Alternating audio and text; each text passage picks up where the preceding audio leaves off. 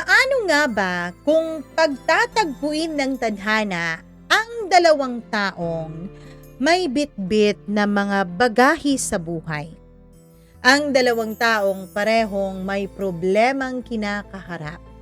At hindi lang basta-basta problema, kundi ang kanilang mga problema ay mismong sarili nila.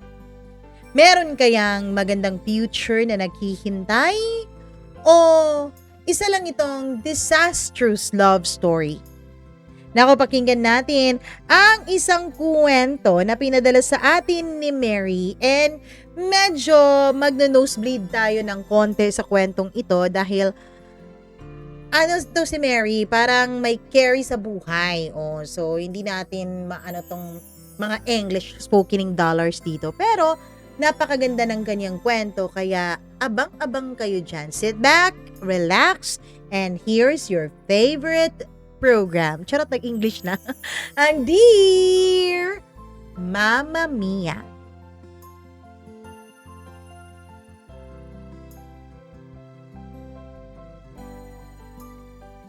Maraming paglalaro sa buhay ng tao. At ang isa yata sa pinakamapaglarong pwedeng gawin ng tadhana ay pagtagpuin ang dalawang taong problemado. Dear Mamma Mia, hi sa'yo. This story is a story of two individuals that have mental illnesses. How we ruined each other's lives, and also how we complete each other. Yes, tama po ang pagkakabasa ninyo, Mamma Mia. Confusing po, ano? Alam ko din po na itong storya ko ay unusual sa marami sa mga nagpapadala sa inyo. Ito po ay ibinabahagi ko for awareness. And also, kasi baka may iba na makakarelate po dyan sa akin at sa aking mga pinagdaanan. You can call me Mary, Mamma Mia. I am diagnosed with BPD o yung tinatawag nilang borderline personality disorder. Yung mga taong gaya ko po have so much insecurities. Wala din po kaming empathy para sa iba aside sa aming mga sarili. We are a danger to ourselves and we fear abandonment. Dahil nga sa urge ko to try and build relationships, you can find me in any dating apps. Swipe right, meet, have sex, be friends, get ghosted mostly, or paminsan-minsan, they become my closest friends. Mamma Mia, never po akong pinursu. Kumbaga, in layman's term, never po akong pinipili. Hindi pa po ako napipili. Siguro, hindi din talaga ako worth it. One day, sa sobrang init, I posted in one of the apps. Sabi ko, grabe, init naman. In all caps lock. Biglang may nag-reply ng, gusto mo bang mas painitin pa natin? Mamma Mia, yung app po na yon is very discreet. Hindi po siya kilala. Nakakapag-post ka pero wala kang picture. May bio pero age range lang and how far you are from each other. On his profile, it said 7 kilometers away. So sabi ko sa sarili ko, uy, malapit lang. Kaya chinat ko po siya. Sabi ko, sige, san? Bigla po siyang nag-reply at tinanong niya, Mamma Mia, kung saan ang address ko so he can pick me up. When he said he was already nearby, pinuntahan ko po siya and I got in his car. Tinanong ko po siya kung saan kami papunta. Sabi niya sa isang motel daw, or if I want to have lunch first, we can. Sagot ko naman, we can always order naman sa motel. Mama Mia, he introduced himself as Benz. Si Benz po ay gwapo. Halatang anak mayaman. He's 34, 3 years younger than me, at makikita mo pa lang sa aura niya na he is dominant. Sinasabi ko sa sarili ko noon na business owner siguro ito. If not, then maybe he has a high position kung saan siya nagtatrabaho. Mama Mia, para sa mga alam ang hookup culture, it's a no-no to ask personal questions. It's a game of two people keeping their informations as private as they could. So yung lola nyo, silent lang the whole trip. Kasi the lesser I talk, the more mysterious I will be. Alam naman nating lahat, or siguro naiintindihan naman nating lahat, yung sinasabi nilang, men always like mysterious women. We got inside the motel, Mama Mia. And of course, bago pa man kami mag-umpisa sa dapat naming gawin sa motel na yon, we laid out our terms, condoms, or without. If without, we need to show both our HIV or STD test results. Kung okay naman sa results, susunod na pag-uusapan is if okay lang ba na sa loob niya ipapaputok or hindi. Kumbaga, Mama Mia, kailangan yung pag-usapan ang mga do's and don'ts ninyong dalawa both sa kama. Yes, Mama Mia, you can say that it's a transaction at walang love. But siguro, the lack of commitment and the idea of strangers is what most people like about this type of setup. Nang matapos na nga kami, he asked if I could lay on his arms. Sa totoo lang, Mama Mia, I really love cuddles. Pero hinihintay ko po na ang lalaki ang magsabi nito sa akin. Forbidden po kasi ang cuddles sa ganitong setup as it is intimate. When we cuddled, Mama Mia, he started sharing about himself. He holds a huge position sa isang kilalang BPO company sa bansa. Sex is his escape.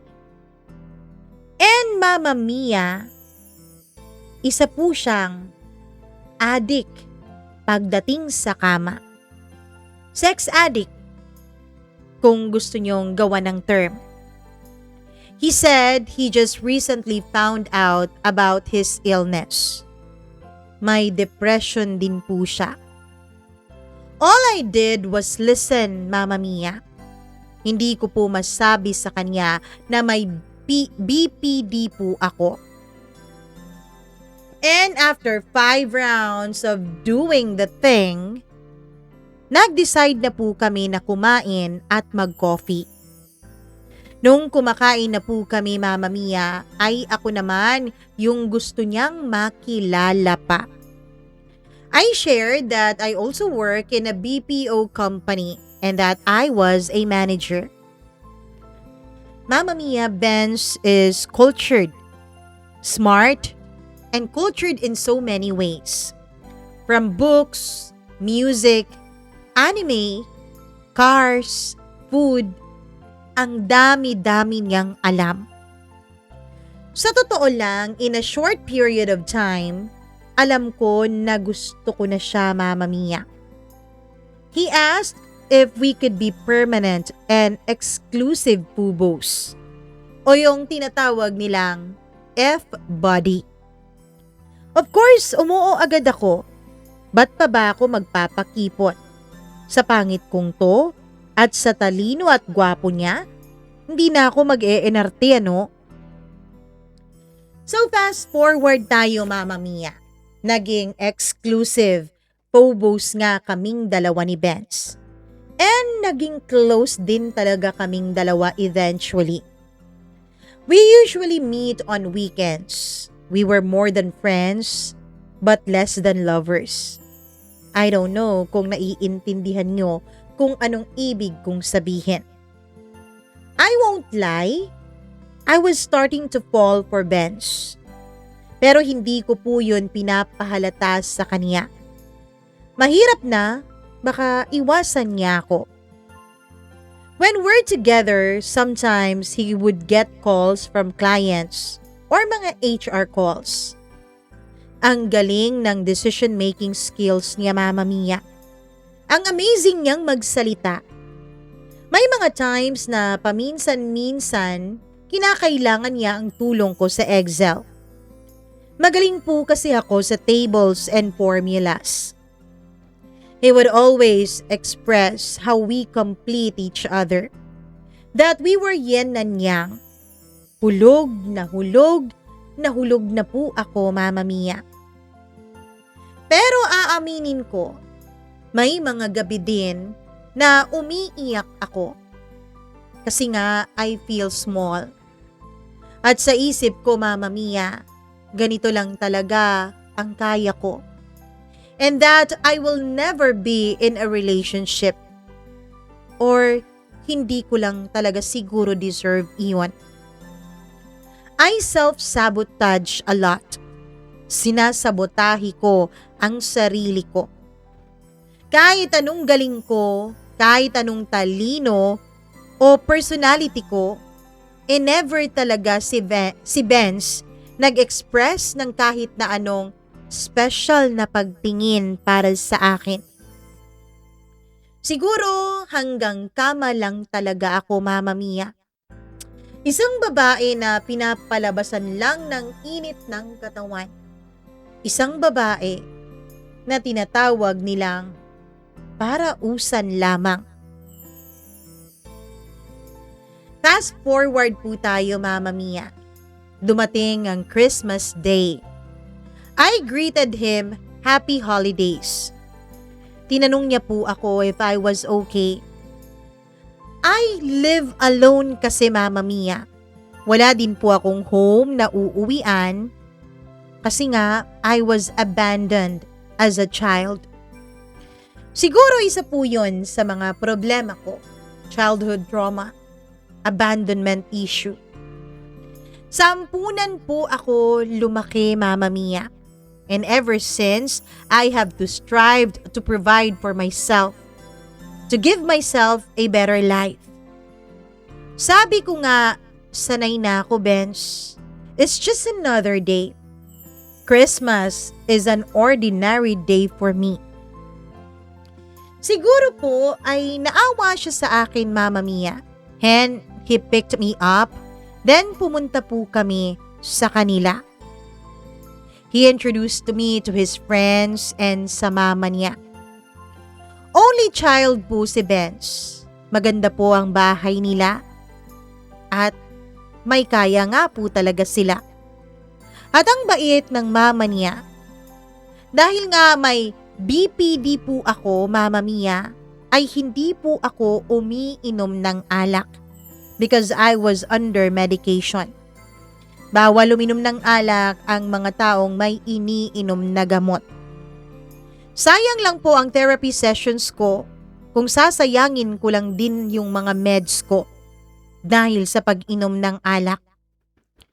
Kaya naman kahit anong convince ng mga friends ni Benz na uminom ako, ay umayaw po talaga ako, Mama Mia. Mga 3 a.m. na din po at halatang lasing na nga ang mga kaibigan ni Benz. Kaya naman, kung ano-ano na po yung mga pinagsasasabi nila. Sabi nga nila, 'di ba? Ang alak ay laging nagpapalabas ng mga bagay na pilit mong itinatago kapag sober ka. Pre, di ko alam mga chubby thick girls pala ang type mo pre. Sabi nung isa. Sabi naman ng isa kay Benz ay, Sus Benz, sa boobs lang nakatingin yan eh. Ganyan si Benz. Ilang babae na ba na-try mo sa dating app na yan pre? 30 na ba? Mama Mia, dahil sa mga pinagsasasabi nila, I was starting to feel uncomfortable. Tiningnan ko po si Benz. He was just sitting there, naka-man spread and was smirking at me. Mabuti na lang po at dumating yung mama ni Benz at sinabihan po ako na mahiga na kasi uumagahin pa sa pag-inom ang mga kaibigan niya at si Benz. Pinapasok po ako sa kwarto ni Benz, Mama Mia, and binigyan ako ng extra pillows tapos tuwalya. Nagpasalamat po ako sa mama niya kasi napakabait nito sa akin. Matapos ko ngang mag-shower, Mama Mia, ay naupo lang ako sa kama. Habang pinapatuyo ko ang buhok ko, ay inoobserbahan ko ang loob ng kwarto. Ang ganda ng room ni Benz. It was like a man cave. Merong 55-inch TV, PlayStation, gaming PC, at may set pa ng mamahaling drinks sa isang shelf. I started checking his stuff, Mama Mia. And one thing caught my attention. Yung mga meds niya sa table niya. I took a photo of those meds kasi nga they looked familiar. Hihiga na po sana ako nung magulat ako sa tunog ng isang beep. It was coming from his personal computer. Akala ko nakapatay yun. When I checked it, bukas po lahat ng messaging apps niya. From Telegram, IG, WhatsApp, Viber. Yes, Mama Mia, I know, hindi po talaga tama ang pumasok sa isip ko. Pero nilamon na po ako noon ng curiosity ko. Ang dami nga po ng mga babaeng nakachat ni Benz base dun sa binuksan kong mga messaging apps niya. And they were just like me, his FUBU o F-buddies. Mostly sa mga chats niya, Mama Mia, go back mga 2 years ago pa. Yung iba ay 5 years. Nasabi ko noon sa sarili ko, well, at least, he wasn't lying when he said he wanted to be exclusive with me. At least, ang tagal na nung mga yun, di ba? Tumunog po ulit yung PC niya. And this time, it was a girl calling. Kasi nga hindi ko naman sinagot, she ended the call. Daddy, when mo ba ako kikitain? Chat nung babaeng tumatawag sa kanya dahil hindi ko nasagot. Tiningnan ko yung profile nung babae. Bata pa po yung babae, Mama Mia. Mga around 20s pa po siguro. Mukhang estudyante din. Little did I know, umiiyak na pala ako noon habang nakatitig dun sa profile ng babae. Kaya naman I decided na titigilan ko na yung panghahalungkat ko dun sa personal computer niya. Kaya nahiga na lang ako sa bed niya. Nakatulog po ako noon sa kakaiyak. Pilit ko pong sinasabi sa sarili ko na wala namang kami. Kaya wala akong karapatan at kahit kailan, walang kahit na sino man ang pipili sa akin. Nung nagising po ako ay nasa bed na din si Benz. I touched his cheeks, Mama Mia. And tears were just falling. Hindi ko alam kung na-notice o nakita ba ako ni Benz na umiiyak. Nagising ko po pala siya. Tumalikod po ako agad and said I have to go home. Nag-offer po siya ng ride na ihatid daw niya ako pero sabi ko wag na because I have a clinic appointment. During my therapy session, I showed my therapist the picture of Ben's meds. And she told me, Mama Mia, na yung mga gamot na yon, they were antipsychotic drugs. I asked what mental illness would require the meds. Sabi ng therapist sa akin, Mama Mia, is she can't say until makausap niya yung tao so she can give her diagnosis. Nung papauwi na ako, Benz asked kung asan daw ako so he can pick me up. Binigay ko yung address and in just a couple of minutes, he arrived na po. We had coffee and talked about what happened yesterday. Nag-apologize po siya sa behavior ng mga friends niya. Sabi ko naman, okay lang. Sanay na ako sa ganun. Ang totoo din naman kasi, Mama Mia, mataba po ako. And siguro nga, he was just in for the boobs, sabi ko. Bigla pong sumeryoso yung mukha ni Benz nung nasabi ko ang mga salitang iyon. You know why I liked you, Mary? Because you're different, you're confident, and you can carry yourself very well. Hindi ko alam na insecure ka pala on the inside. I dismissed him, Mama Mia, and just said I was just stating facts. Ayoko pong mabasa niya ako. Ayokong mahalata niya na I self-sabotage a lot and I can be in danger to myself. Ayaw na ayaw ng isang alpha man ang isang insecure na babae. Kaya ayokong ipakita sa kanya yung mga insecurities ko. 2 weeks after, Mama Mia, I noticed na rare nang mag-chat si Ben sa akin. He also doesn't ask me to spend time during weekends. Naisip ko, baka busy siya. Or baka yung new girl na tinatawag siyang daddy, yun na yung pinagkakaabalahan niya.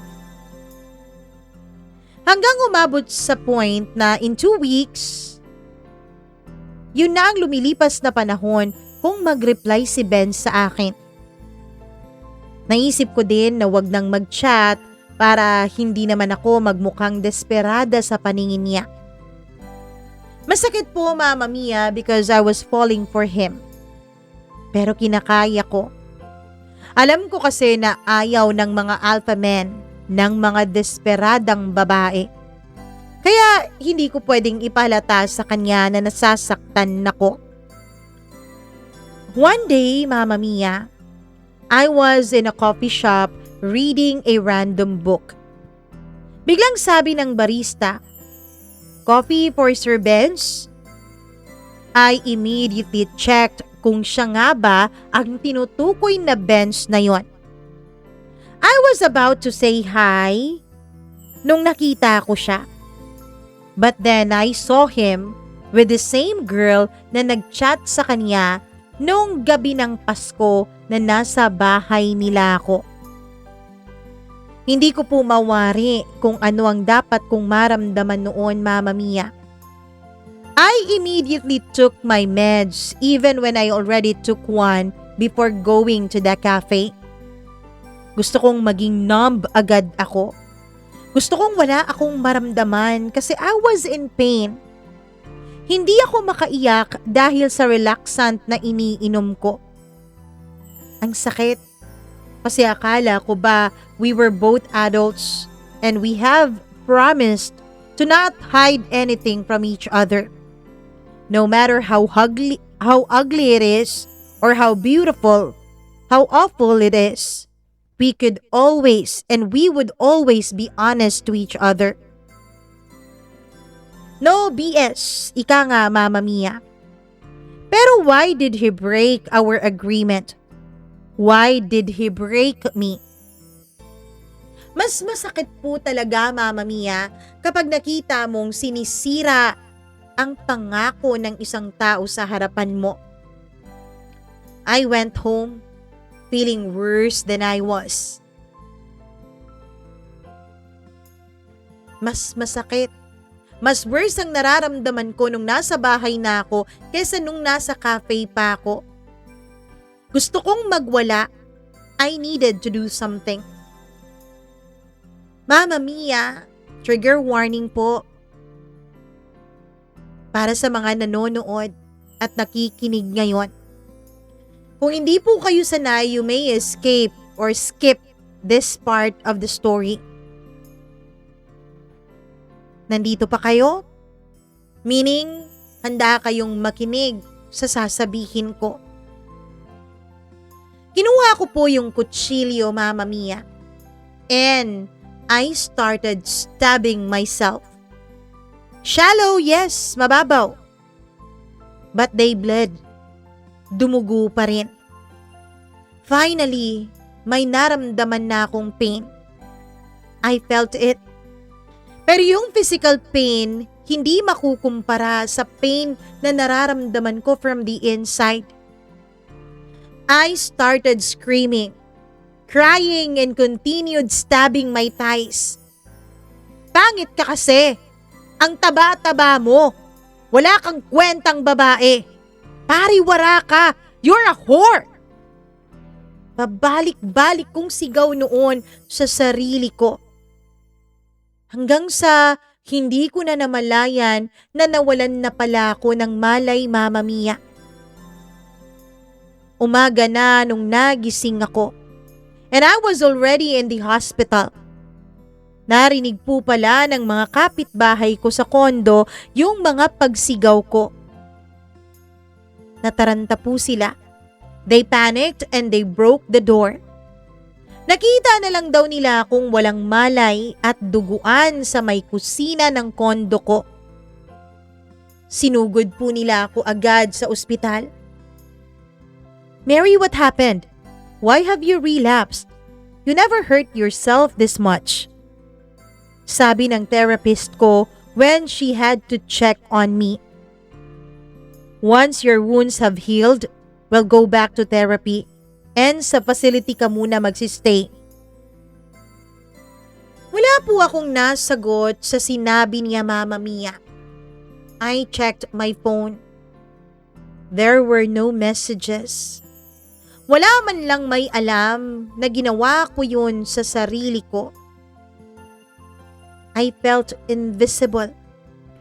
Para bang walang may pakialam sa akin, Mama Mia. Matagal ko naman talagang tanggap na walang nagmamahal sa akin.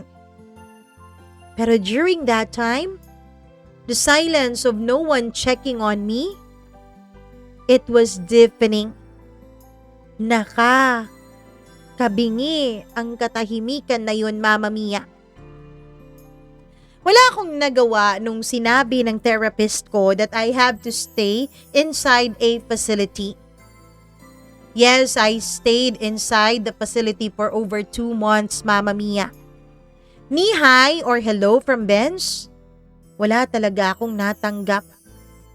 The messages that I received were all from work. I only told HR about my situation and not my boss. Not anyone else kasi the moment na alam nila that I am mentally ill, they would start treating me differently. Na para bang baldado akong tao. And I may take offense in everything. Worse, they may judge me as someone that can't make decision at work dahil lang I'm mentally ill. I have mental issues po. Hindi po ako incompetent. Kaya ko pong magdesisyon para sa trabaho kahit may sakit ako. Nung matapos ako sa facility, when I went back sa condo, ay pinaayos pala ng mga kapitbahay ko yung door ko na sinira nila dahil sa pagpapanik nila. I was grateful. I appreciate the gesture. I cooked for them, Mama Mia, and binigay ko po yun per unit na malapit sa akin. I saw their eyes judge me, Mama Mia. Yung iba, makikita mong awang-awa sa akin like I was the most helpless human being in the world. Yung iba, jokingly asked if my poison ba daw yung food. It was offensive, yes. But it didn't matter anyway. During my therapy sa facility, Mama Mia, ay nasabi ko lahat ng kung anong meron kami ni Benz. I was ordered not to contact him anymore and to lay low muna sa mga hookups ko. I was seriously gonna do that. Kaso, biglang nag-ring ang cellphone ko. Ben's calling. I watched my phone rang and rang and rang many times. Then he texted me, "Mary, I'm outside. Nasa kondo ka ba?" Hindi ko alam kung anong meron kay Benz, Mama Mia, at hindi ko po siya matanggihan. Dati naman kung anong sinasabi sa akin ng therapist ko, ay religiously ko namang sinusunod. But then may kung ano talaga kay Benz. Oo, I'm inside. Reply ko sa kanya. A few minutes later, I found myself cooking dinner for Benz and I. He started talking about how work was for the past months na hindi kami nag-usap dalawa. He talked about even being in Costa Rica due to business. Ang dami-dami pala niyang ganap, Mama Mia. Siguro na-notice din niya how the conversation was just one way. So, tinanong niya ako finally, where was I and what have I been doing? Just here and there, went to a province and stayed there for a while. Nothing much really, sabi ko sa kanya. Nagsinungaling ako, Mama Mia. I didn't tell him na na-confine ako sa facility. Kaya pala palaging out of network ka? Kasi nasa province ka. Sabat niya dun sa sinasabi ko. What did you need me for? I thought you've already ghosted me. Kasi hindi ka na nagpaparamdam eh. I was going through so much personally. My dad started to reach out. I didn't know what to make of that. So I decided to stay away from the world and get my ish together. Sorry. Sagot niya sa akin, Mama Mia. Benz, di ba we agreed and promised naman to not lie to each other? So no judgments naman tayo? Iyon lang ba talaga ang reason why you have ghosted me?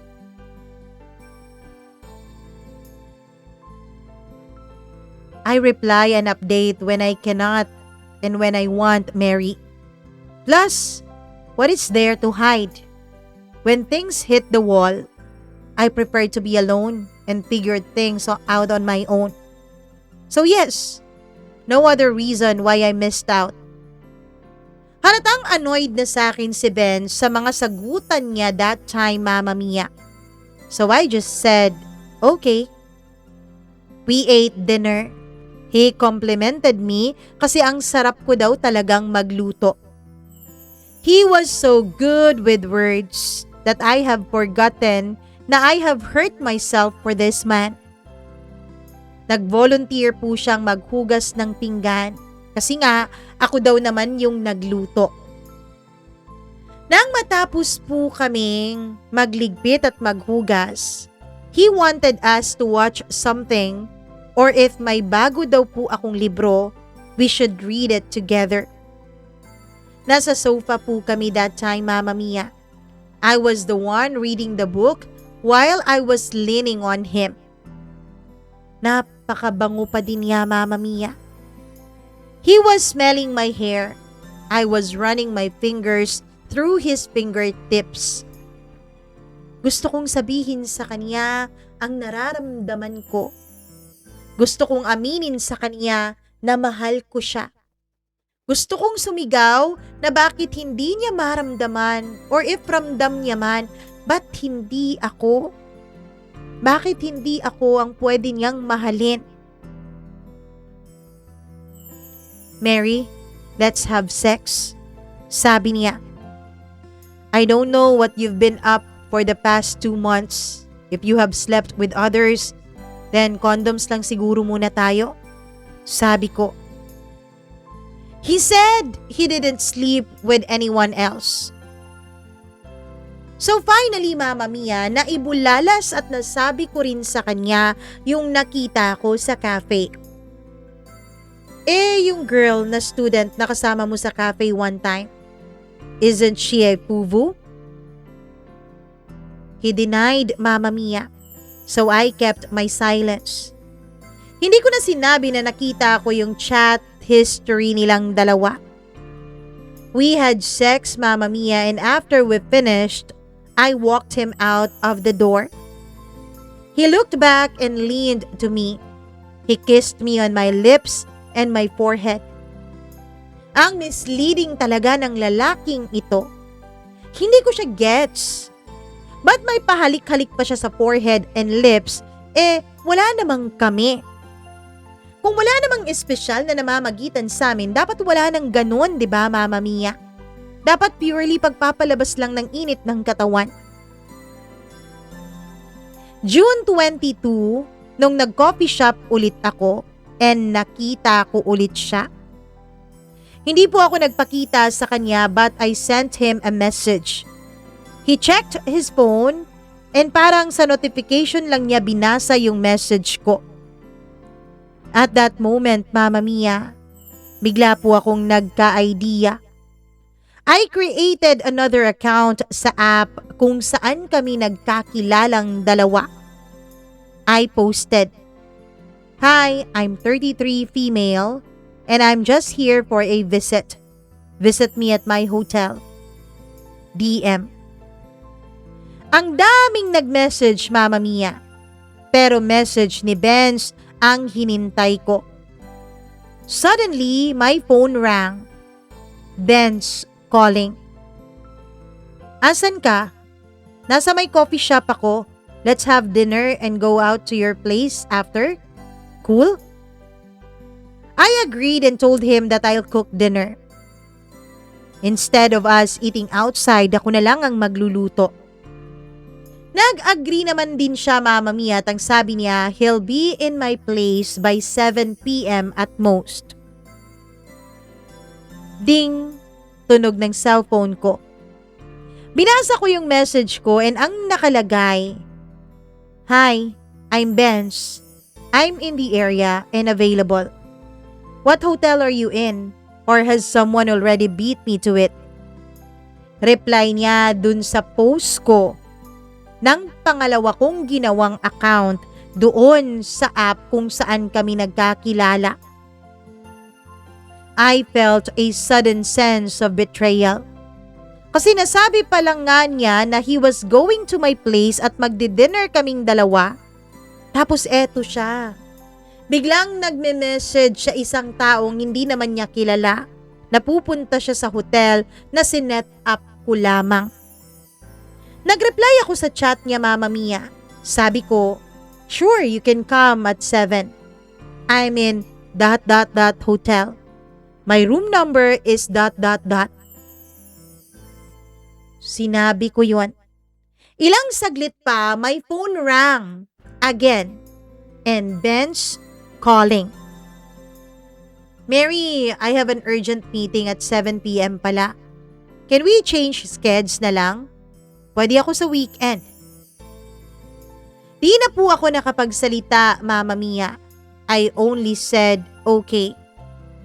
I immediately booked a car on the way home sa condo. Iyak ako ng iyak inside sa car. Ang gago. Sobrang gago lang. Ganito ba talaga lahat ng mga lalaki? Oo na at wala naman kaming commitment dalawa sa isa't isa. Pero talaga ba? Konting delikadesa naman siguro ano? I continued chatting him on my fake account. I said I was a doctor, a psychologist, and that my name is Helen. I said that I was married with a child and my husband is a cheater, so I am also playing around. I lead him on, Mama Mia. Pinapunta ko siya sa hotel kunwari, but then after he waited for 45 minutes, I apologized. Sabi ko that I couldn't make it to the hotel on time kasi kakatapos pa lang ng conference ko. Of course, he got pissed and said I wasted his time. Ilang saglit pa, Mama Mia, and nag-ring ulit yung cellphone ko. And yes, you guessed it right. Ben's calling. Yes, sagot ko. My meeting is done. Can I still come over? Tanong niya. I just plainly said yes. Grabe. Second option na nga lang talaga ako. Pero nakuha ko pa ding mag-yes sa kanya. Ang tanga lang, 'di ba? Ang pathetic. Ako na sa lahat na hindi mahal ang sarili. I hated myself. Hey, I got us some wine. What did you cook?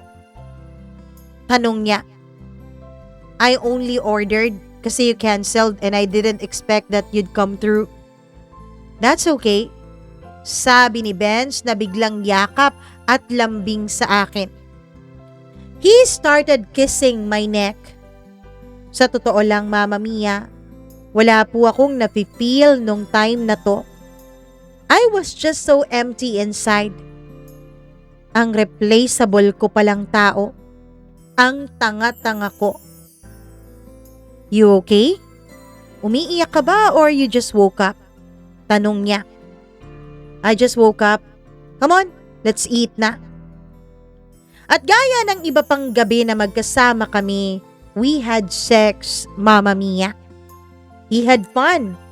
While ako, lost in my own thoughts habang ginagawa namin yung bagay na yon. We said our goodbyes like usual.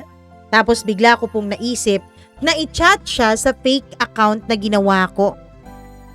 Nag-apologize po ako kunwari and then he texted back. He said it's okay and maybe next time na lang. The whole night, Mama Mia, Benz and I have been chatting on that fake account.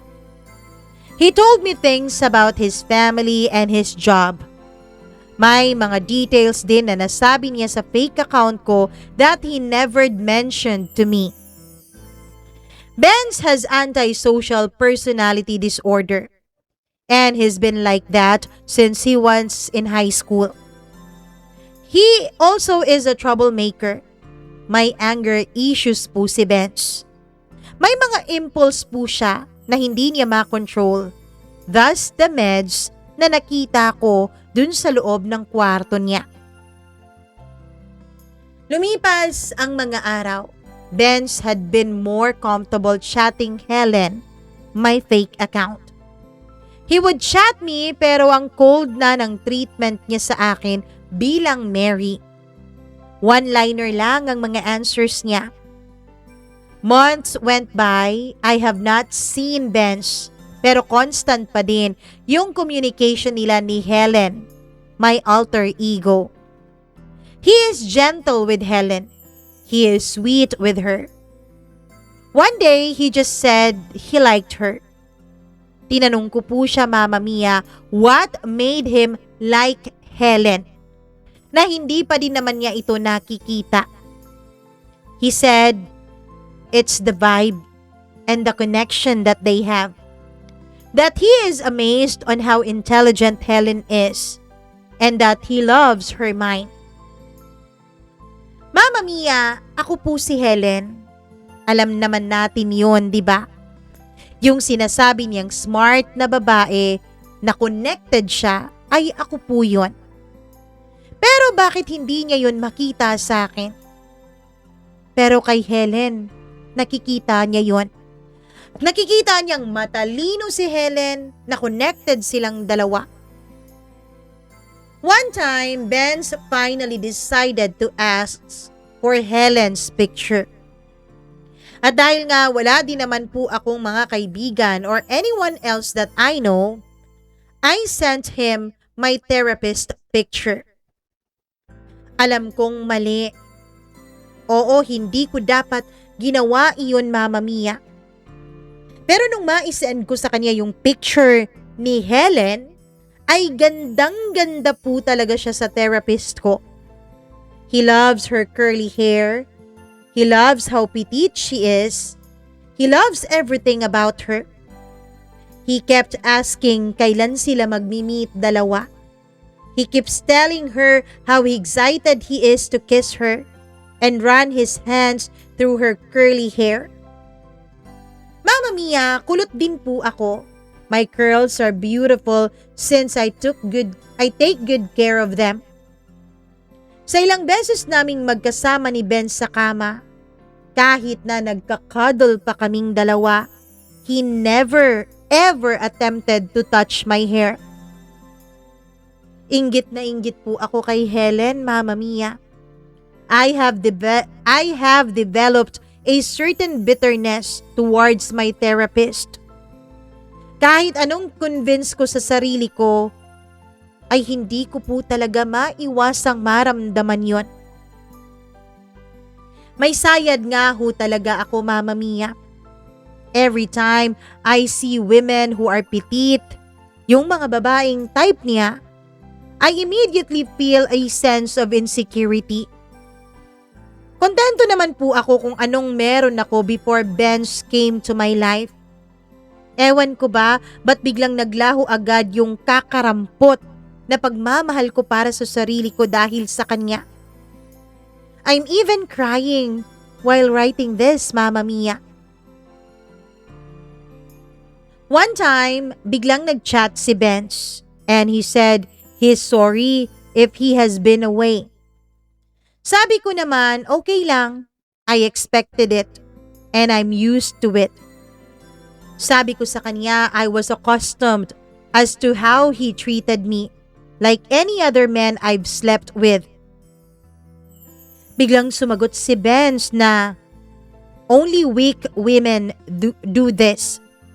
And it's not like we have agreed on anything more, Mary. Sagot ko, that's why I said okay lang and that I'm used to it because I know where I stand.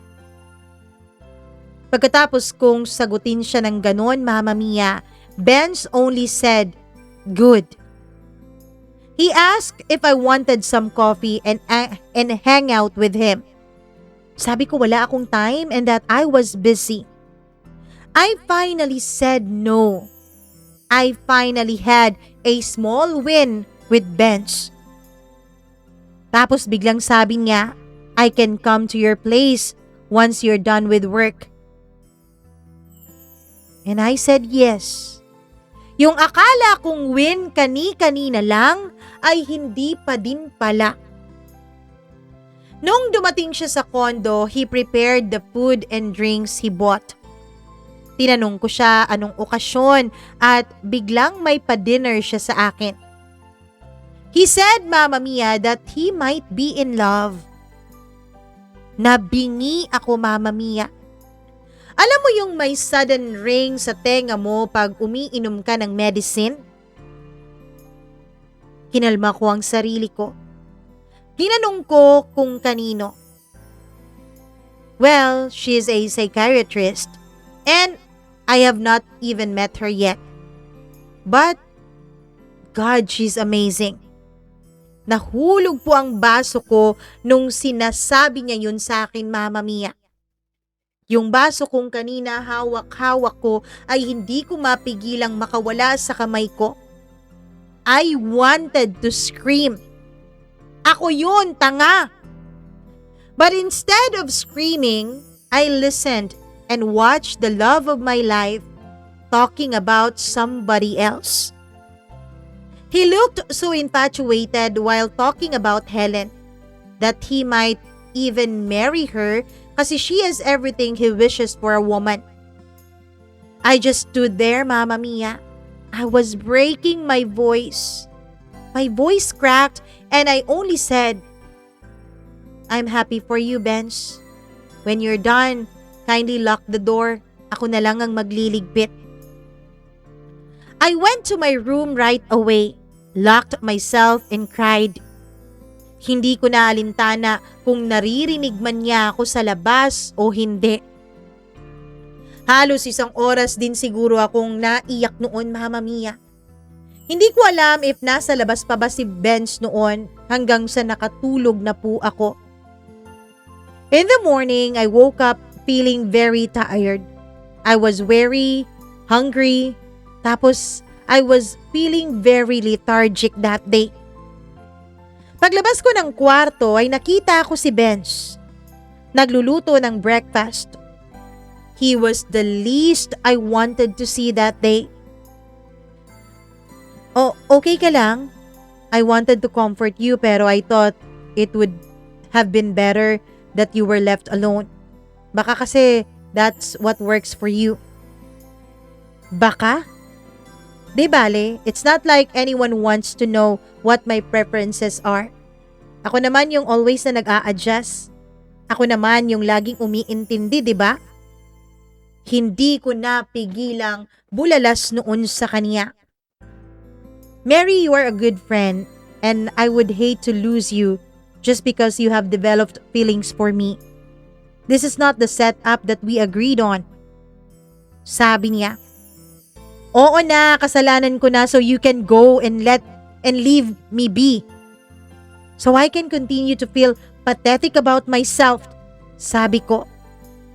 He left, Mama Mia, but said that if I was ready to talk, I can just easily let him know. Nung umalis siya, I cried.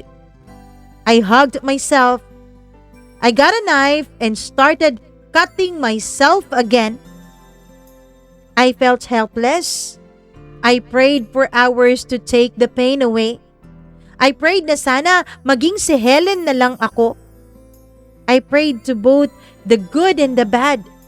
I prayed demons to take me na. Na ipa-experience man lang sa akin in this lifetime to be loved by someone I hold dear. Then they can have my soul after. Lahat na yata ng bargaining, Mama Mia, ay ginawa ko na. Naisip ko, wala nga talaga sigurong God or demons. Because no one could hear me and my desperation. Umabot ako sa point, Mama Mia, na my body was worn out. Napagod na ako sa kakaiyak and I finally decided to end it. I wrote a letter for myself. It said, "I pray that in the next lifetime, you will have parents, siblings, a loved one. I pray that in your next life, you are pretty, petite, and all that he would ever want in a woman. I pray that one day, he gets to kiss you on your lips, not out of lust, but out of love. I pray that you will have a home. I pray that you will learn to love yourself more than your fears." Mama Mia, it's been 2 years na, and every 26th of November, I read this letter to remind me of how clueless we can be with our actions. It's a painful reminder of how I was loved in all forms but failed to notice it. That I failed to see how much I have hurt Mary. Opo, Mama Mia. She took her life after writing that letter. Gabi na nung bumalik ako sa condo niya. Because I knew the door code, kaya nakapasok lang po ako agad. I looked for her agad when I got in kasi ang daming dugo sa kusina. When I finally got into the shower, that's when I saw her in the tub. During her cremation, there were only 4 people that came. Her boss, a person named Jess, an old pubo din, her therapist, at yung madre sa bahay ampunan kung saan siya lumaki. They all said the same thing. She was strong, she was independent, and she had a such promising future. But little did we know, she had battles she carried on her own. And I was her breaking point. I finally saw Helen, yung therapist niya. Her real name is Tessa pala. She wasn't the Helen I enjoyed talking to. She wasn't Mary. Dahil nga walang kamag-anak si Mary, Mama Mia, I kept some of her things. Her phone, her journal, and some of her books. Sa journal at sa phone niya, nalaman ko lahat. The first time she hurt herself because of me. 2 buwan siyang nawala and I only asked her why she was always out of coverage. When she said she was in the province, I just let it slide. While she was suffering, I was out there sleeping with other women. Yes, Mama Mia, you are right. I am Benz. Nakapatay ako although indirectly, but I still initiated it. I will live with that thought my whole life. I know a lot of men are like me. Marami kami na katawan lang ang hanap sa ibang babae. No commitments, ika nga. Payong kaibigan lang. The guilt is insufferable. If hindi pa kayang magsettle for a relationship, mas mainam na wag munang maki-involve sa iba. Be sensitive. Kasi ang dense nating mga lalaki. Maraming salamat, Mama Mia, sa pagbabasa mo ng storya ni Mary. Benz.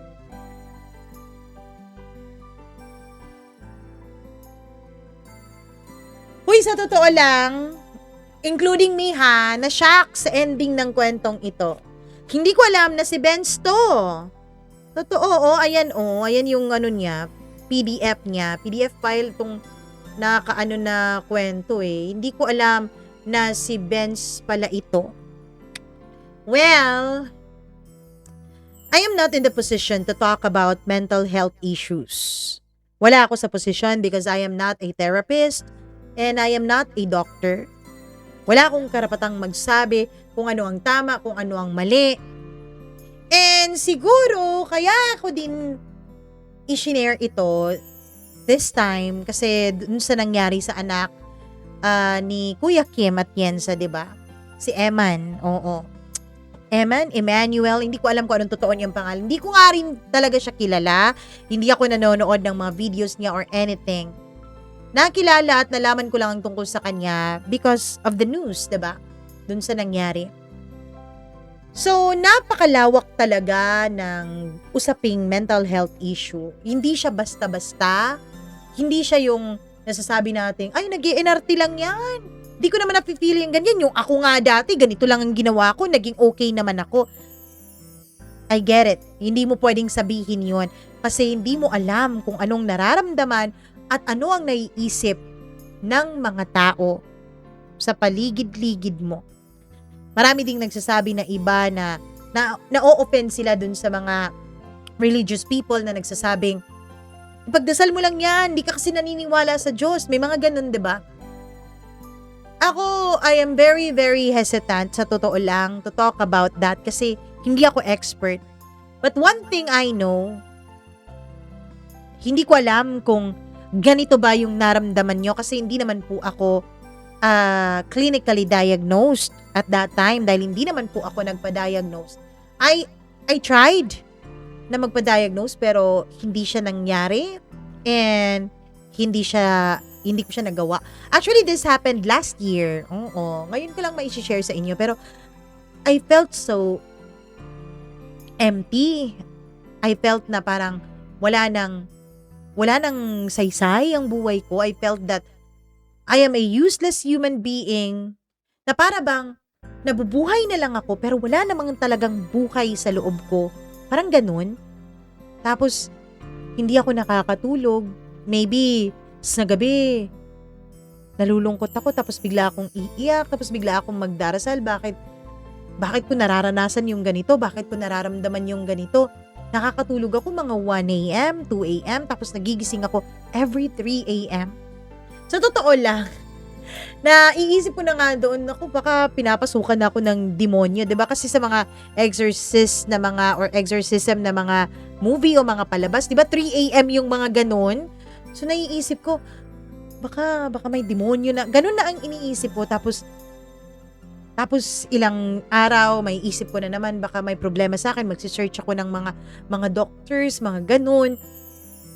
Pero hindi ko alam kung anong nangyari. Hindi ko rin alam kung papaano. Hindi ko rin alam kung talaga bang depressed ako noon o broken hearted lang o may nararamdaman lang kakaiba, nagka midlife crisis lang, ganun. Hindi ko alam. Hindi ko rin talaga maipaliwanag kasi hindi nga ako nagpa-check. At alam kong iba, ano ba yung tawag? Iba't iba naman tayo ng nararanasan. Nababaliw na yata ako. Iba't iba naman tayo ng karanasan, iba't iba tayo ng mga experiences, ng mga feelings, ng mga utak. Pero isa lang talagang sigurado ako. Your mind can be your greatest ally or your worst enemy. Yun talaga ang natutunan ko sa mga pinagdaanan ko at syempre sa mga nababasa ko rin dito na mga kwento nyo o di kaya naman mga nakikita ako sa social media. Doon ko napagtanto na yung mentality, yung mindset is everything talaga. Pwede mo siyang maging worst enemy o pwede mo siyang maging kaibigan. Hindi ko lang alam kung ganun ba talaga ang nararamdaman ng mga taong clinically diagnosed talaga na may mga mental health issue. Kasi ako, hindi naman ako clinical. Nagsi-self-diagnose lang naman ako nung mga panahon na yon. Pero, sa mga may pinagdadaanan, kasi ang alam ko, Benz, may pinagdadaanan ka rin. You are taking antipsychotic drugs, diba? Hindi ko alam kung ano yon, hindi ko alam kung para saan ng mga yon. Pero I hope and I pray na itong mundong ito, one day, sana soon, magiging a little bit gentler sa lahat ng tao. Kasi nga, yung mga mental health issue, hindi yan katulad ng sakit na cancer na nagme-manifest sa katawan mo. 'Di ba? Kapag naka-cancer ka, bigla kang papayat or nagka-diabetes ka, bigla kang papayat. Kapag may asthma ka, may sakit ka sa lungs, bigla kang kukuba, parang ganun. Hindi siya nagma-manifest sa physical mong itsura. Minsan, hindi rin siya nagma-manifest sa nakikita at naririnig mo at napapansin mo sa isang tao. Minsan, yung may pinagdadaanan sa buhay, yung may pinakamatitinding struggles inside their brains, ay yung mga taong pinakamasasaya sa lahat. Yung mga taong masayahin, mapagbiro, na parang akala mo walang problema. So, sana let's be a little bit gentler to each other. Kasi hindi natin alam. Yung kaharap natin, patawa-tawa lang yan. May pinagdadaanan pala. Yung iba naman, ginagamit, may mga kilala din ako na parang ginagamit nila yung mental health issue nila na parang sinasabi nila sa lahat ng tao na may ganito ako, may mga ganun ako. Please, kung meron kayong ganyan, sana refrain from telling everyone. Kahit hindi yung mga close nyo, sinasabihan nyo ng ganun. Kasi kaya din napapahiya yung mga may totoong sakit, yung mga totoo talagang na-diagnose. Kasi nakikita nila na dahil ganito kang mag-cope, sinasabi ng iba, hindi naman siguro totoo yung ganyan, diba? Marami talagang mga tao, lalong-lalo na yung hindi nila nararanasan, ay hindi talaga nila naiintindihan ang mga pinagdadaanan ng iba. Kaya sana, let's be gentle with each other. May mga tao talagang hindi nagsasabi, may mga tao talagang successful sa harap, pero hindi naman pala sa loob. Maraming salamat, Benj, sa pag-share mo ng storya ninyong dalawa ni Mary, and I hope that you will heal too from the different traumas and mental issues that you're facing right now. Nag-i-English si Mama Mia. Anyways, maraming salamat din sa ating mga members na laging nandyan at sumusuporta sa atin. Hello ako sa pinakabago nating member na si K2G Mini Sound. Maraming salamat. Ako naman. Thank you very much sa pagpapamember mo. Hello ako kay Colleen Bueno, Dayan Martinez, Evelyn Kawit, Maria Elena Abe, Maureen Tugab, Gimaras Girl, Easy Gale, Mila Raduban at Freaky. At sa inyo po na nakikinig ngayon, please do like and share this video. Huwag nyo po sanang hahayaang hindi ito i-share dahil mental health awareness po ito. So sana ma-share ninyo sa inyong mga social media accounts. At kung hindi pa po kayo subscriber dito sa channel natin, please do subscribe and click the notification bell para lagi po kayong nanonotify sa tuwing meron po tayong bagong upload dito. At kung nakapag-subscribe na kayo at nakapag-click na ng notification bell, baka naman gusto nyo, ayan po ang isa pa nating channel na wala pa pong alaga sa ngayon, ang Encounters with Mama Mia. Ayan po ang link sa baba. Sa mga gustong mag-share ng sarili nilang kwento, please do that and email that to us. Ayan po, mamamiacdo0317@gmail.com.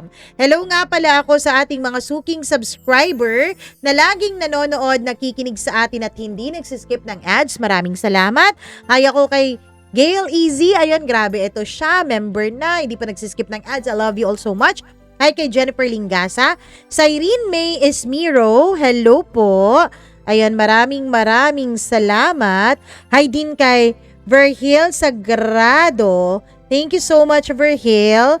Hi din ako kay Gladys Bakbak, Nora Barido Hamandre, Ramona Gonzalez, maraming salamat, Evelyn Gausin, Tavita Portilio, maraming salamat po, Christine Malyari, at sa lahat ng ating mga tagapakinig. Hanggang sa susunod po nating kwento, my name is Mama Mia. Ingat po kayo.